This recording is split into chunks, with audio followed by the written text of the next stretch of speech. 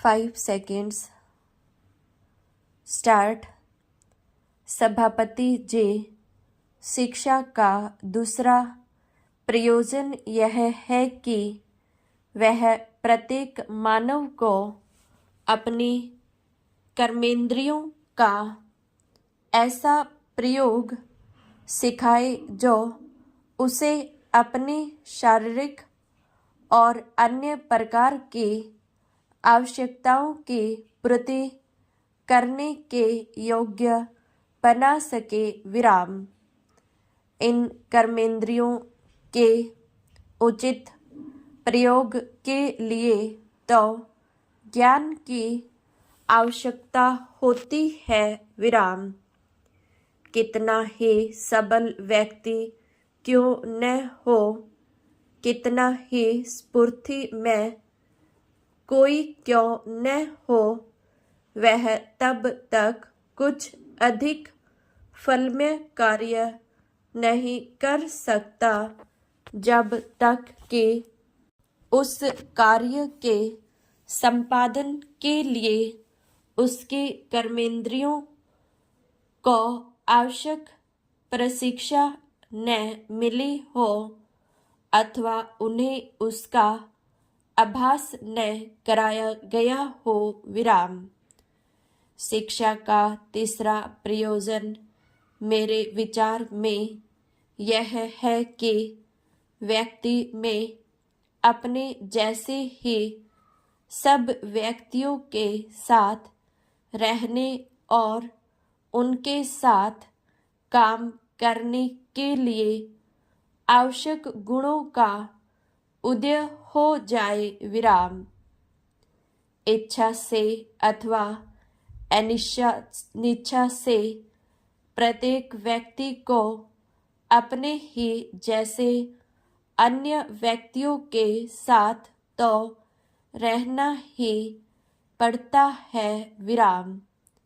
संसार से दूर कोई भी अपनी अलग कुटिया नहीं बना सकता और न बना पाता है। विराम।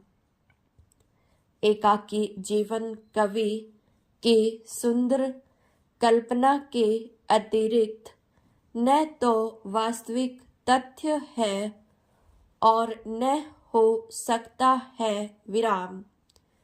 व्यक्ति चाहे कुछ क्षण के लिए एकाकी रह सके, किंतु सर्वदा वह एकाकी रह ही नहीं सकता।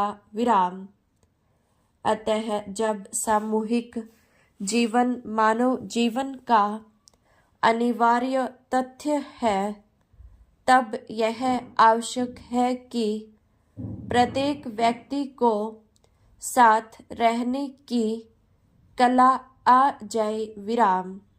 पिछली शताब्दियों में जब सामूहिक जीवन का क्षेत्र सीमित था और जब आर्थिक क्रियाएं इतनी केंद्रित नहीं हुई थी, इन तीनों प्रयोजनों के लिए संगठित प्रयास करने की तथा उनमें प्रतिक्षण संतुलन बनाए रखने की विशेष आवश्यकता न थी। विराम।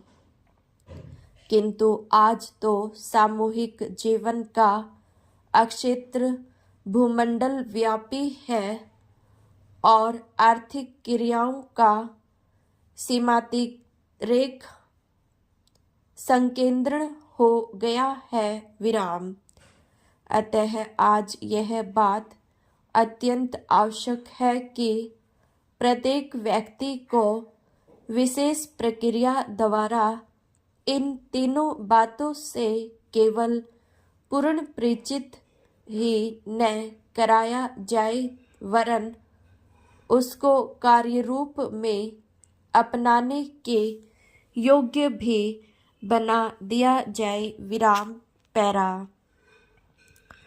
अतः पिछली कुछ दशाब्दियों में सारे जगत के लोगों को अतीत से दाएं में मिली शिक्षा व्यवस्था में मूलभूत परिवर्तन की आवश्यकता का अनुभव होता रहा है और विभिन्न देशों में विभिन्न प्रकार के परिवर्तन होते भी रही है विराम।